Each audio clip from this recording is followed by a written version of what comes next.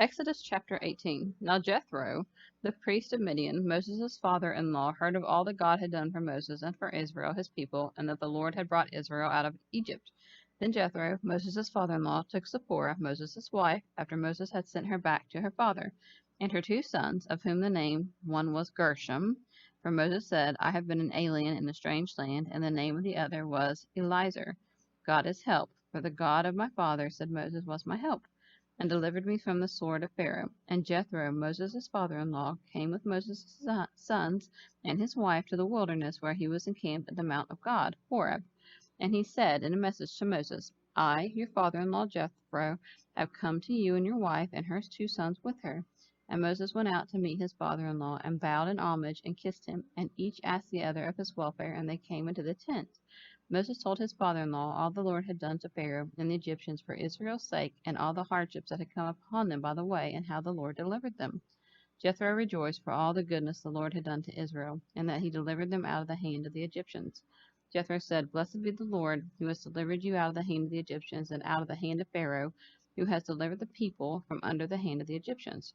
Now I know that the Lord is greater than all gods. Yes, in the very thing in which they dealt proudly, he showed himself infinitely superior to all their gods. And Jethro, Moses' father-in-law, took a burnt offering and sacrifices to offer to God. And Aaron came with all the elders of Israel to eat bread with Moses, his father-in-law, before God. The next day Moses sat to judge the people, and the people stood around Moses from morning till evening. When Moses' father-in-law saw that all he was doing for the people, he said, What is this that you do for all the people? Why do you sit alone, and all morning people stand around you from morning till evening? Moses said to his father-in-law, Because the people come to me to inquire of God. Then they have a dispute, they come to me, and I judge between a man and his neighbor, and I make them know the statutes of God and his law. Moses' father-in-law said to him, The thing you are doing is not good. You will surely wear out both yourself and this people with you, for the thing is too heavy for you are not able to perform it all by yourself. Listen now to me. I will counsel you, and God will be with you. You shall represent the people before God, bringing their cases and causes to him, teaching them the decrees and laws, showing them the way they must walk and the work they must do.